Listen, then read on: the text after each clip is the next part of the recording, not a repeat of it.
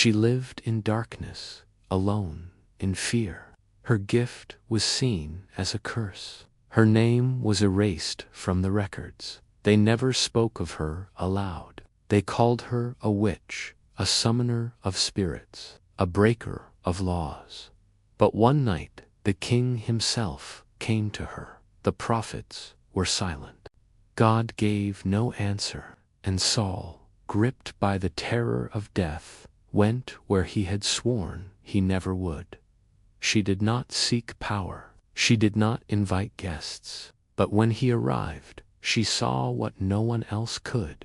And when she spoke, even the dead listened. This woman never meant to be a heroine. She simply survived in a world where her gift terrified others. This is not a story about magic. It is a story about final hope.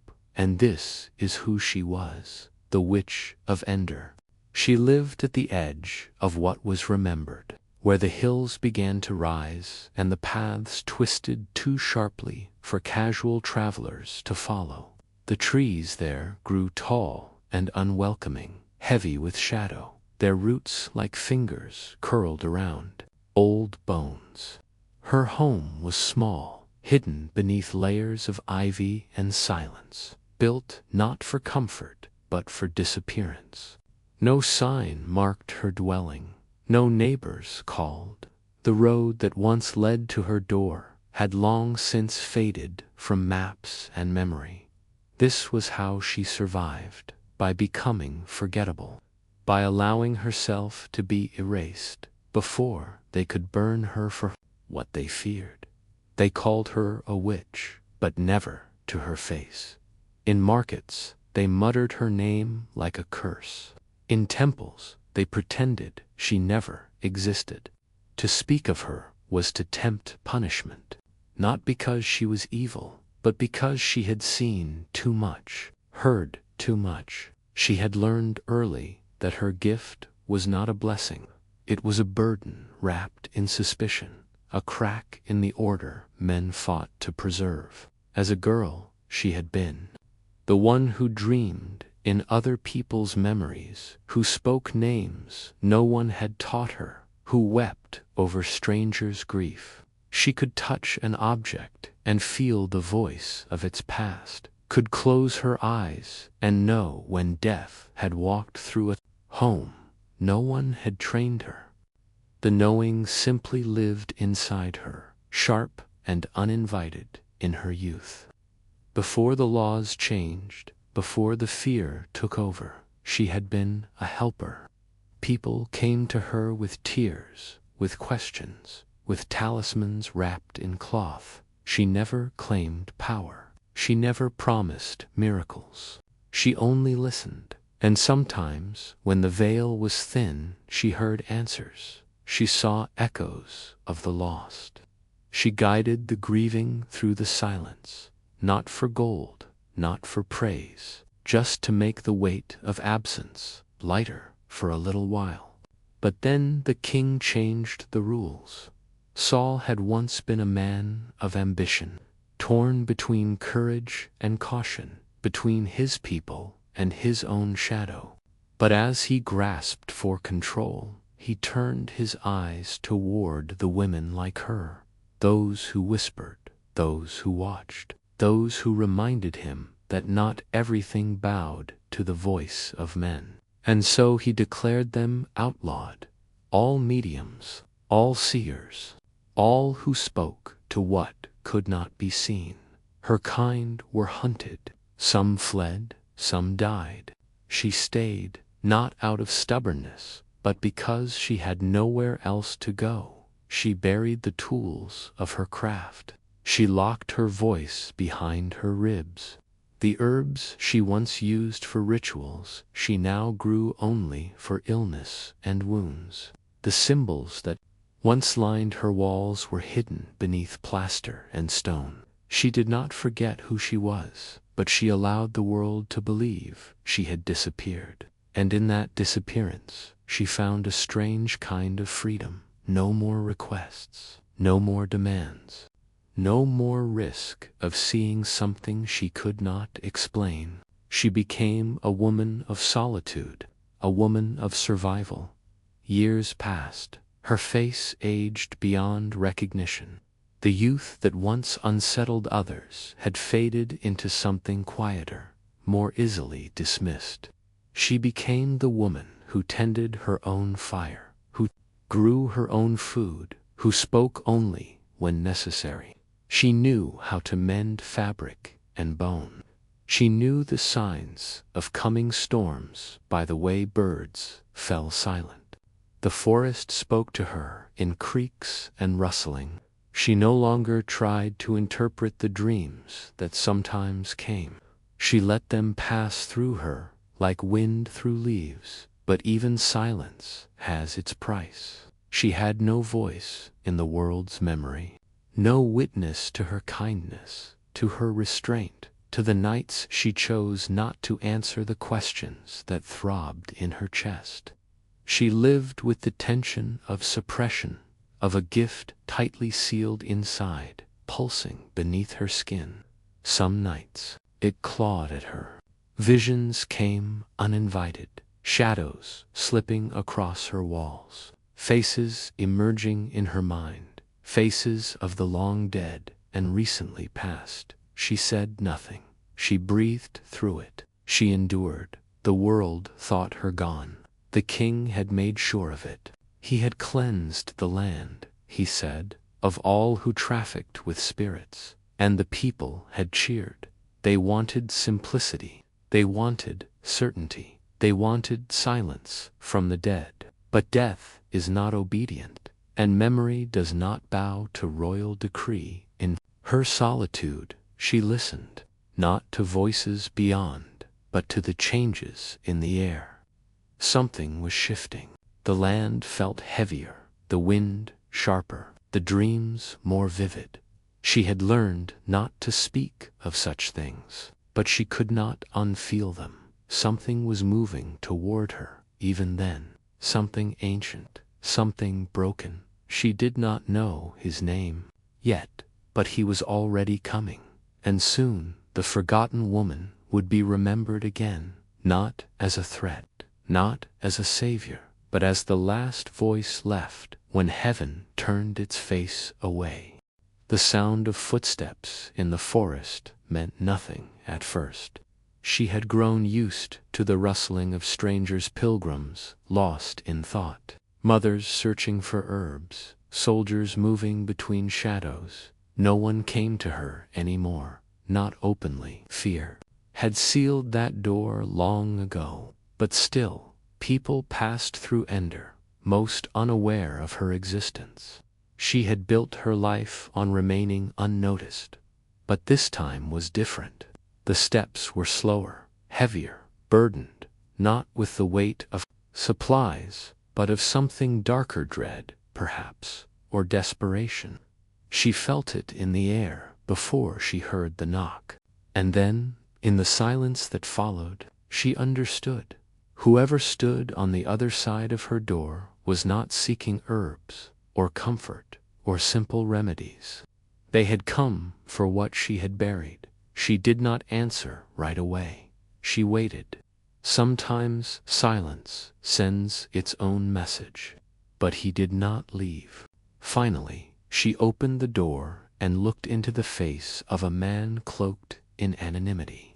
His voice was low, respectful. He asked not for medicine, not for food, but for access. Access to the dead. Access to what had been forbidden by royal law. Her blood ran cold. This was a trap, a test, a trick designed to expose what the law had tried to erase. She had seen it before. Informants pretending to need help, only to summon soldiers at her refusal. She was too old to play that game.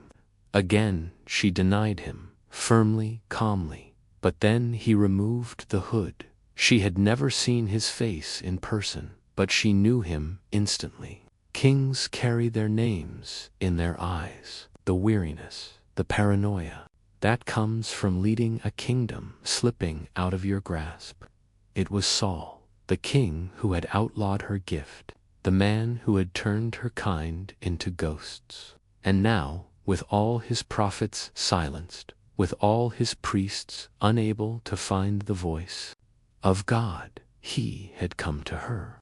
The woman he had buried alive in silence. He had come not as ruler, but as beggar. She said nothing. Her breath caught in her throat, not from fear, but from the irony of it. A man who had claimed to speak for heaven now stood on the doorstep of a woman who listened to the dead. He had exiled her, criminalized her, cursed her, and now he sought her mercy, because the voices he had trusted had vanished. The God he had served no longer answered, and the battle that loomed ahead, with enemies encircling his camp, brought with it the cold realization that he was alone. Alone with a crown that weighed more every day, alone with blood on his hands and silence in his prayers. She could have turned him away. She had every right. But rights mean nothing when a broken man brings with him the stench of doom. She recognized that scent. It was not merely death, it was unraveling, the final collapse of a life once elevated to divine favor, now rotting under its own lies. She could have punished him with absence, the way he had punished her. But she did. Not because she forgave him, but because she knew what it meant to need something no one else could offer. Her entire life had been spent watching people come to her only after they had exhausted every other option. And he was no different. A king, yes, but a man first, and a man at the edge of his ruin. She agreed. She led him into the room she had not used in years. Dust still coated the corners. The symbols carved into the stones had faded with time, but the memory of them lived in her fingers. She lit the lamps slowly, each flame casting shadows against the walls like returning spirits. Her hands trembled, not with fear, but with the weight of what she was about to do. Speaking to the dead was not performance. It was not illusion. It required blood, focus, sacrifice. She took nothing from him, no coin, no promise. She asked only for silence, and when he gave it, she called for Samuel. The name itself was like a bell ringing through dimensions.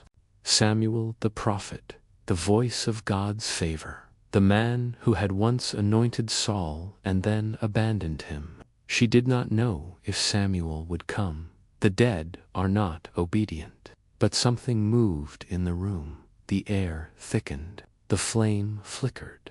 Not with wind, but with presence. Then she saw him. He did not appear in light. He did not offer peace. He came as he had died, wrapped in finality, carrying the authority of one who had spoken for the divine and been buried with that burden. His eyes met hers only briefly. Then he turned to Saul. The room grew colder. Her skin bristled. She saw the king tremble. Samuel did not offer comfort. He did not bring guidance. He brought judgment. The words cut like blades. The kingdom had been torn from Saul's hands. His enemies would conquer. His sons would die. He himself would fall. And then Samuel was gone. The silence that followed was unlike anything she had ever known. Not emptiness, but the kind of silence that follows truth absolute, heavy, irreversible. Saul collapsed. His body crumpled to the floor, his breath shallow, his crown nearly falling from his head. He had come seeking answers. What he received was an end. She stood over him for a long time, not with sympathy, not with glee, but with the detached sorrow of someone who had seen too many people ask questions they were never prepared to hear answered. She should have left him there. Let the man who condemned her kind die alone on her floor. but something in her memory, perhaps the echo of who she once was, perhaps the flicker of what humanity demands in the face of finality, moved her to act. She brought him bread, she gave him water, she said nothing. There was nothing left to say. Before dawn, he left, not as a king, but as a man who had spoken to the dead and now carried the weight of that encounter into his final hours. She did not watch him go. She turned away and closed the door. The silence returned, but it was no longer the same after the king departed. The quiet that returned to her home was not the familiar kind. It was denser, saturated with something too complex for fear and too heavy for peace. The air itself felt altered, like the walls had absorbed the presence of what had just passed between them, between the living and the dead. For years, she had fought to bury that part of herself, to silence the voices that once came easily, to dull the edge of that strange connection between this world and what came after. But in a single night, everything had been reawakened, not just the ritual, but the ache, the old, sacred ache of holding someone else's desperation in your hands, and knowing that no one would thank you for it. She did not sleep. The lamps burned low until dawn, shadows stretching long across her floor, like ghosts still wandering through the space. The visions had returned to, not as clear images, but as impressions, movements, fragments of speech, faces she did not recognize floating just behind her eyes. She had forgotten what it felt like to carry the dead after they had spoken. Most people assumed that once the spirits left, the weight of them disappeared. But it didn't. It lingered, clung to the skin, settled in the joints. She had taken Saul into that space between the worlds, and what had followed was not just Samuel's message, it was the judgment of something older than prophecy, and it had passed through her. She walked outside before the sun had fully risen, standing in the damp grass as the light crept over the hills. Her breath misted in the morning air, and for the first time in years, she felt exposed, not because anyone saw her, but because she had been seen by something beyond. The silence of the dead was never final. It watched, it listened, and now that the veil had been pierced again, she feared it would not easily close. The weight of what had happened began to settle into her bones. Over the following days, she tried to return to her routine, tending her small garden, boiling herbs, collecting firewood, but everything felt altered. The house no longer felt like shelter. The forest no longer seemed like protection. It was not fear of soldiers that haunted her. It was something subtler, more invasive. The realization that no matter how deeply she buried her gift, the world would always find a way to pull it back to the surface. And when it did, it would not be with reverence. It would be with desperation and shame.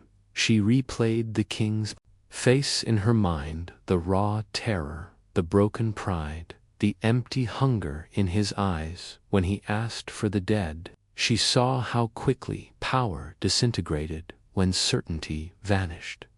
She had spent years hiding from that gaze, the gaze of men who thought they understood control until control was no longer an option. And yet, when he had needed something the living could no longer provide, he had come to her. He had broken his own laws, defied his own God, and placed his final hope not in a prophet, not in a priest, but in a woman he had condemned. That irony did not escape her. Still, it gave her no comfort. She felt no satisfaction in his ruin, no triumph in being needed. What she felt was the hollow fatigue of a life spent being everyone's last resort. She was never sought in celebration, never praised in the daylight. Her gift was not a blessing until it served someone else's fear. She had lived with the truth for so long it no longer stung. But now, having crossed the boundary once more, it had carved something deeper in her, a kind of permanent awareness that she would never belong fully to either world. The living feared her, the dead knew her, and she stood between them, as always, alone. Her body ached in new ways. The ritual had taken more than she realized. The trance had cost her sleep. The voice of Samuel still echoed in her mind, not his words, but his presence, the force of what he represented. She wondered what it was like to speak with that kind of authority, to carry prophecy without apology. She had never claimed to be a prophet. She had only ever been a witness. But even witnesses are sometimes cursed for what they carry. In the days that followed, she did not light the sacred lamps. She left the symbols covered. She refused visitors, though few ever came. But inside, the struggle grew, not just with what she had seen, but with what it meant. The return of her gift had reopened something in her she had tried to let die. It wasn't just about Saul. It was about the call itself, the voice that never really left, the pull of the other side. It was like a river under her floorboards, always running, even when no one was looking. And now that river was rising. She did not want it. She did not want the stories, the reputation, the attention. She did not want to be remembered as a witch or a seer or a mystic. She wanted rest, a quiet life, a name that meant nothing to history. But she had known from the beginning that such a fate was never truly hers. The world does not let women like her fade gently. It waits until the moment it needs them most, and then it devours them. And afterward, it spits out only the pieces it finds useful.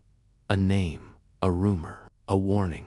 She knew her story would not be told the way it happened, that no one would speak of how gently she had treated Saul when he collapsed, that no one would remember how long she had lived in silence. They would say she summoned spirits, corrupted kings, meddled in the divine.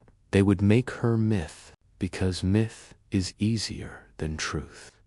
But in the quiet of her solitude, she clung to one unshakable fact. She had done what no one else could. When heaven went quiet, she had opened a door. When a king fell to his knees, she had lifted him. Only for a moment. That moment, however brief, was hers. And no prophet, no priest, no scroll could erase it. The days following Saul's visit unfolded with an eerie stillness, as though the earth itself were holding its breath. The forest remained quiet, and the wind moved differently through the trees, more deliberate, as if it too had heard the voice of the dead and had not yet decided what to do with it. In her home, the woman who had spoken to the departed resumed her daily rhythms, but everything felt altered. It wasn't the kind of change that could be seen from the outside. No new scars, no visible signs, but within her, something had shifted. The calling that had once been a quiet ember in the back of her spirit was now a flame she could no longer ignore. And with it came something colder, heavier, clarity. For so many years, she had lived on the margins of existence, surviving by silence, by becoming unremarkable. But she now understood that silence had only ever postponed the inevitable. Her gift, what others called a curse, a threat, a sin, was not something that could be buried forever. Saul's desperation had proven it. A king, armed with an army, a history, and a divine calling had still needed her in the end. Not because she had power, but because she could cross a boundary no priest dared approach. And in that realization, a slow, unspoken decision began to form within her. She would no longer hide, not in shame, not in fear. If the world wanted to see her as a witch, then she would become a mirror reflecting everything the world tried to deny about its own hunger for knowledge, power, and fear. It did not happen all at once. There was no declaration, no dramatic return to ritual. Instead, she began by unsealing the space she had once vowed never to open again. The old room, built with stone and symbol, had become a forgotten chamber of dust and shadows. She cleaned it in silence, one object at a time. Her hands traced over forgotten tools, bones, stones, herbs, bundled in twine, bowls, carved with ancient names. She did not weep. There was no sentimentality left in her, only resolve. These were not instruments of manipulation. They were instruments of memory. And memory, she had come to understand, was the only true source of power. She rearranged her home not for visitors, but for readiness. The path to her door, once overgrown, was now cleared. The entrance was still hidden from the road, still veiled by the forest's protective canopy, but the energy around it had changed. She planted new herbs, not just for healing, but for vision, for clarity, for protection. She sharpened her senses the way one sharpens a blade not to wound, but to survive. The world was changing again. Saul had left her with more than prophecy. He had left her with foresight, and foresight demanded preparation. Word would spread, it always did, even if he said nothing, even if the few witnesses he brought remained loyal. The truth would trickle through the gaps in the kingdom's fractured silence. People would talk. They would say the king had sought the woman of Endor. They would say he had fallen on her floor, that he had wept, pleaded, collapsed, and they would wonder what she had told him. The curious would come, the afraid, the condemned. She knew them all too well. They never arrived in daylight, never announced themselves, but they always came. When all other voices had failed, they came. She did not seek to become a leader. She did not care for reverence or reputation, but she would no longer apologize for what she carried. Her knowledge of the in-between was not witchcraft, was a truth older than Israel, older than kings, a truth buried by men who feared it, and feared even more the women who held it. She had once been hunted for it, but she had outlived the hunters. Now she would pass it on. She began to write in the nights when dreams returned with jagged edges. She would rise and light a single lamp. She would sit by the low table near the fire and etch her memory into parchment. Not for history.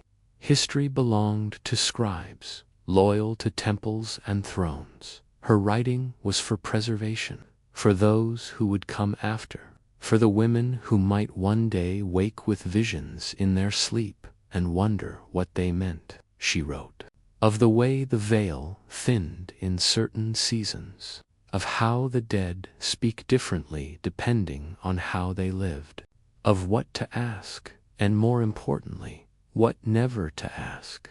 She wrote not in fear, but in warning, not in rebellion, but in defiance of erasure. Each morning she would hide the pages beneath floorboards, sealed in clay. She did not believe she would be remembered accurately, but she wanted to ensure that someone, someday, might stumble upon her truth and see it for what it was, not darkness, not heresy, but human. Her plan was not conquest. It was legacy, not through blood, but through memory. Her very existence was an archive of all the things a holy society tried to forget: grief, mystery, the voices of women, the persistence of the past. And still no one came. The days passed without knock or whisper, and yet she prepared as if they would.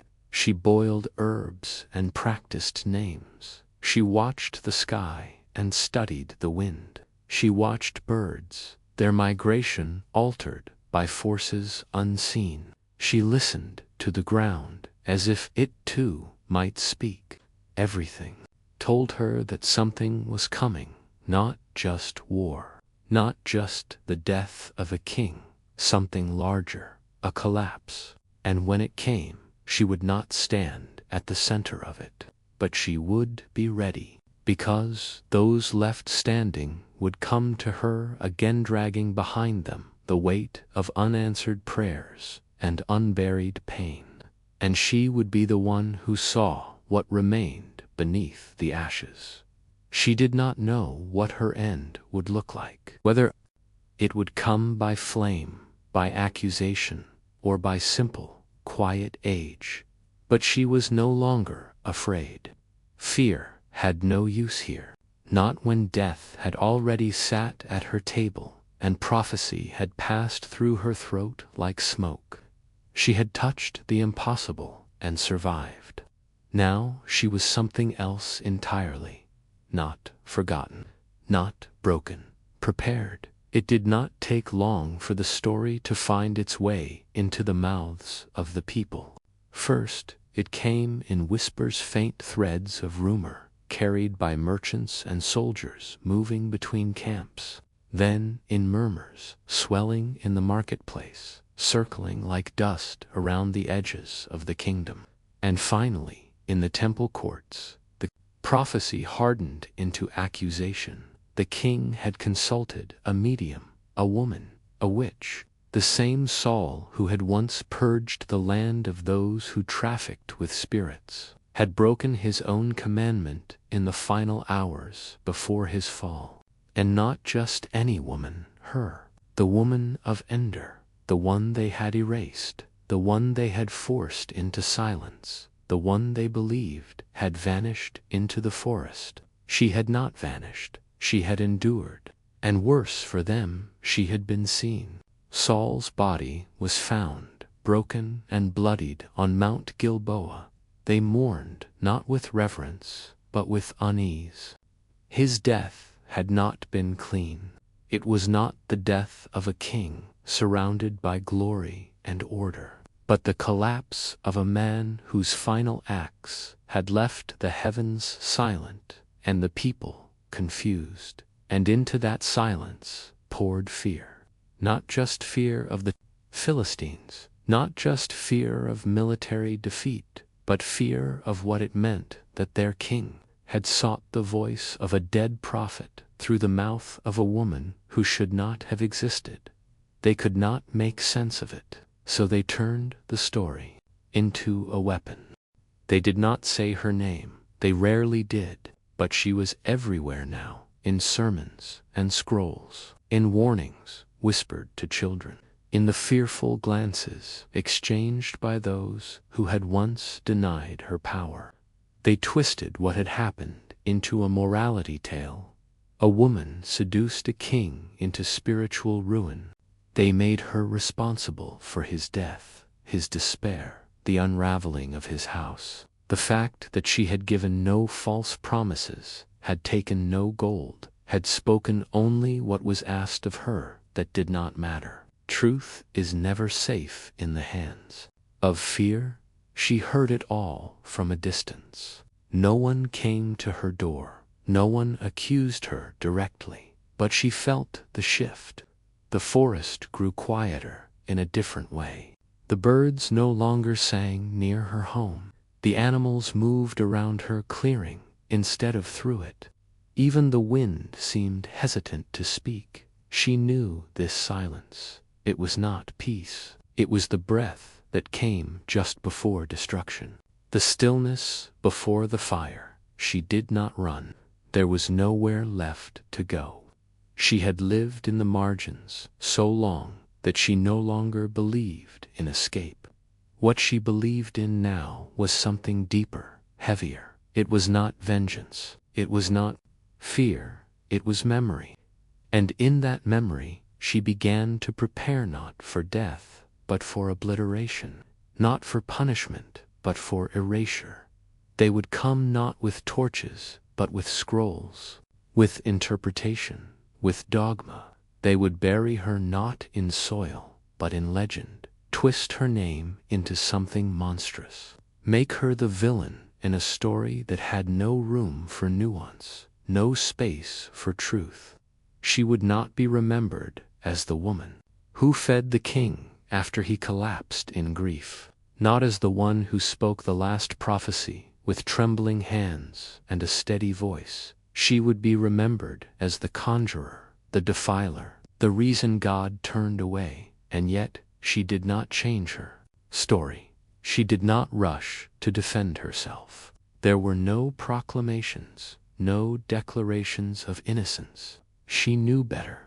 She knew that history was not written by those who told the truth. It was written by those whose hands were already holding the pen, and their ink was thick with fear.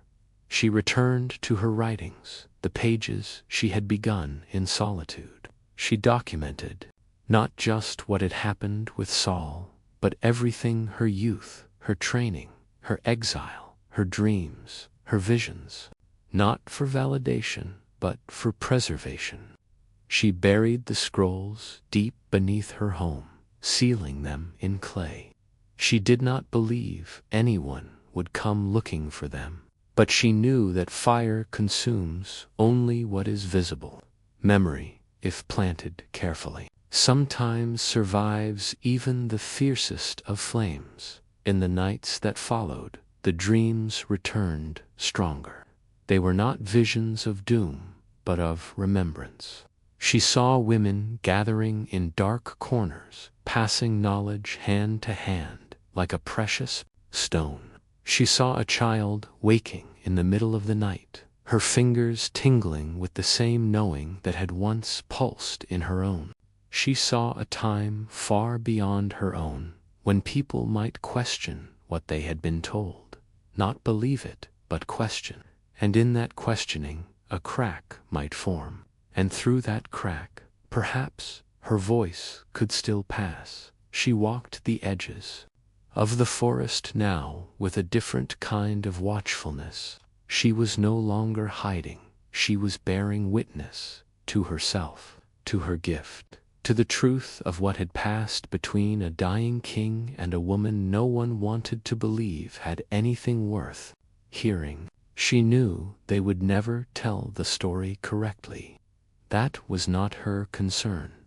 What mattered was that it had happened, that it was real, that when God was silent and prophets were gone and the kingdom stood on the edge of collapse, a king had gone to a woman who lived in exile and begged for truth, and she had spoken it, without pride, without malice, without reward, even when the truth destroyed him.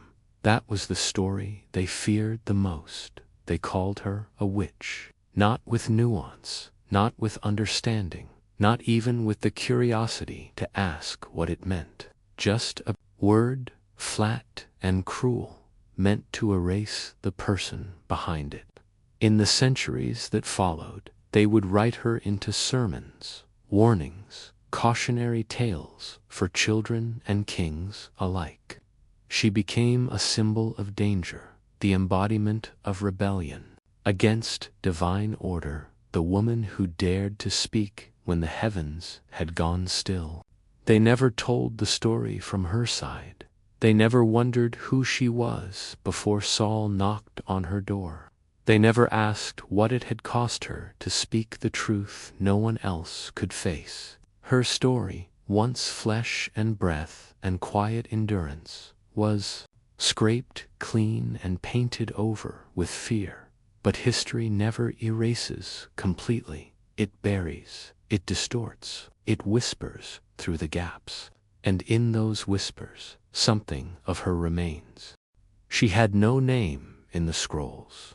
They remembered her only by her village ENDOR, a place hidden between hills and shadow, as if a location could contain what she had carried, as if the boundaries of a map could capture a woman who had walked the line between life and death with bare feet and an unshaking gaze.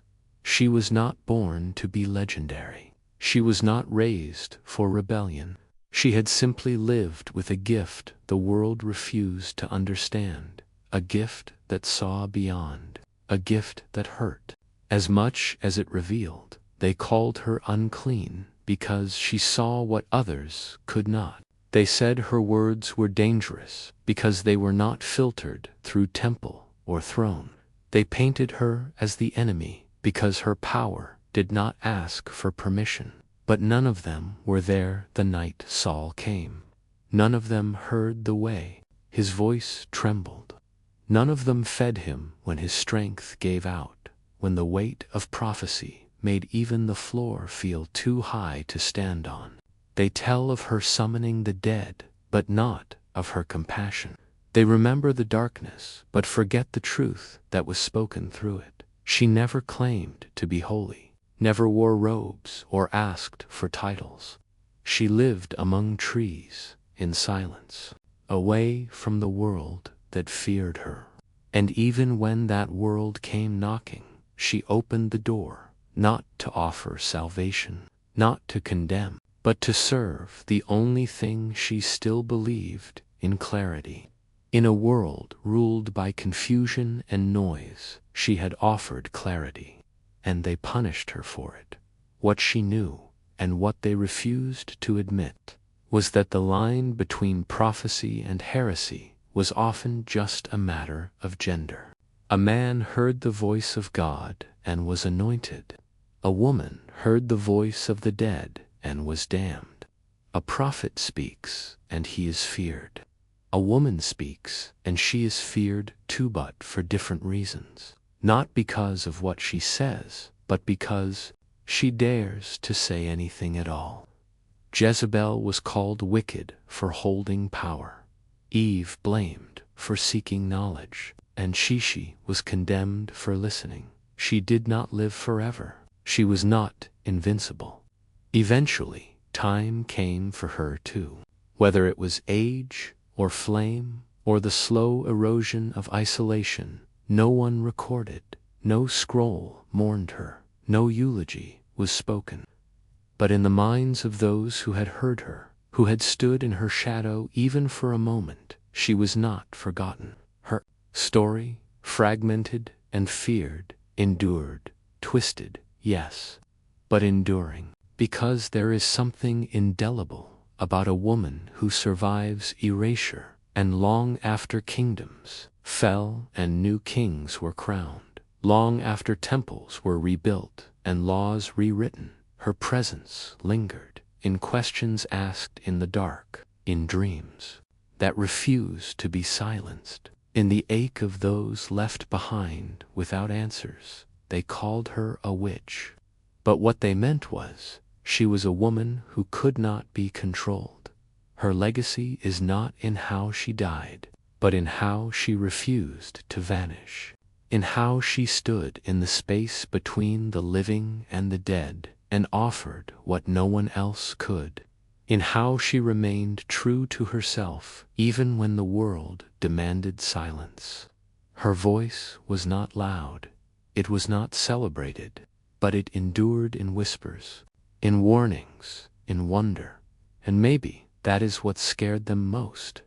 Not that she spoke to the dead, but that the dead listened.